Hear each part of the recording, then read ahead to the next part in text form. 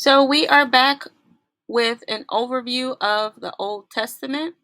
We just explained uh, the the creation story and God's chosen family, and we did that over when we talked about the beginning, the flood, Abraham, Isaac, Jacob, and the Israelites going into the land of Egypt. All of that can be found in Genesis. So now we're going to move on to the next part, where the creation of a nation, or the birth of a nation, I believe is what I called it. So now we are. So now at this point in the story, uh, Joseph dies and he's forgotten, and it's like 400 years later, or uh, up to 400, as time goes on, I should say. um the pharaohs forget Joseph, and as the people of Israel continue to multiply, because of fear that the people of Israel will overthrow the Egyptians, they oppress and enslave the Israelites. And after about 400 years, roughly, Moses is born. Uh, I'm sure you've heard plenty of stories about Moses, the baby, when he was a baby, and how at the time when he was born, they were slaughtering all of the baby boys, the baby boy Hebrews, or Israelites. Hebrew is another word for Israelites, and but Moses is spared because he is saved by the Pharaoh's daughter, and he essentially grows up as royalty, as the son of Pharaoh's daughter. And so Moses ends up leaving Egypt when he's 40 years old because he essentially killed someone and then realized that other people knew about it, so he left. Uh, so Moses, 40 years after Moses leaves, he has an encounter with God where he sees the burning bush when he's in the land of Midian. I'm pretty sure Midian is the place where he is. And God tells him to go and tell Pharaoh to let their people worship. And I think that essentially he tells them to go and let them worship for like a few days, but not like to leave forever. I think that's initially what he was saying. But Moses doesn't want to go, and he's like, well, I don't have this, or I can't do this, or I don't speak well. And he's like, it's all good. I'm going to send your brother Aaron to go with you. So then we have the story of the 10 plagues, which is very well known. And at the last plague, the 10th plague, I believe it is, we have the Advent, or the beginning, or the first Passover, or the we have the Passover.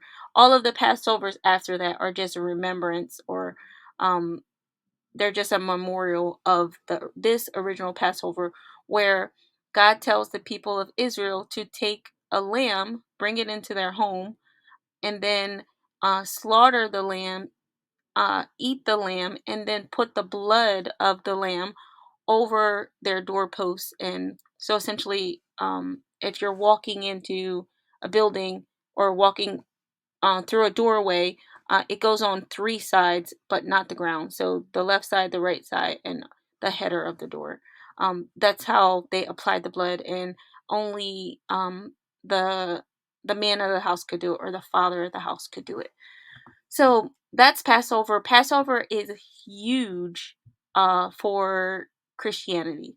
Uh, I imagine it's also huge for Jewish people, but it's a really big deal for Christians because there's a lot of symbolism with Jesus and Passover. So definitely spend some time there. So after the 10th plague and the Passover, uh, Pharaoh basically says, get out, like leave, just leave. And then they have the great Exodus, where Moses leads all of the people out of the land of Egypt. And I think it's after 430 years. God leads the people, um, as a pillar of cloud in the daytime and a pillar of fire at night.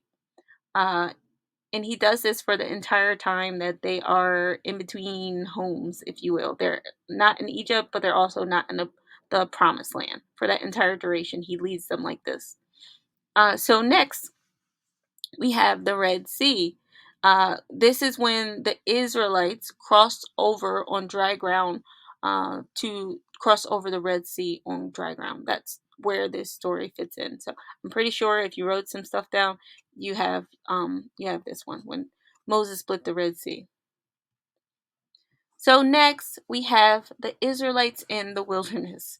So during the time of the Israelites in the wilderness, we have lots of interesting things happen. This is when the Ten Commandments are given. This is when the Israelites rebel and make a golden calf. They rebel against God. They essentially commit idolatry with another God. They create another God and kind of forget about or reject the God that just brought them across the Red Sea. So after that, it also talks in this time, and this actually isn't really in a chronological order, but during this time, God also feeds them daily with manna from heaven or with the bread from heaven.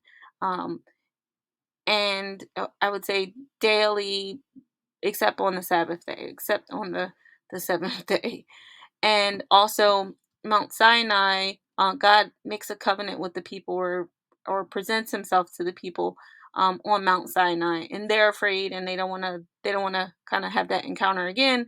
But he does it and they experience it. He also This is also the time where you get the law and also the tabernacle.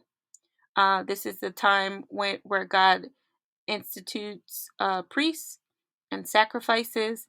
Uh, and there's a lot of really good information in the tabernacle about the tabernacle, the priests, and the sacrifices. So definitely go and spend some time there.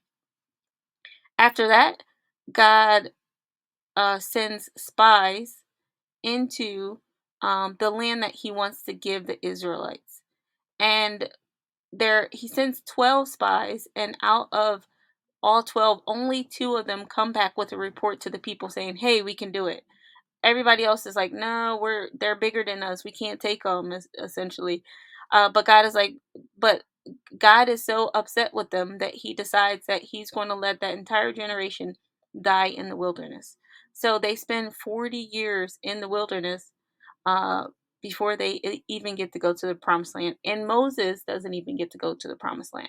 He dies, and that is the end of this section where we talk about the um, the birth of a nation.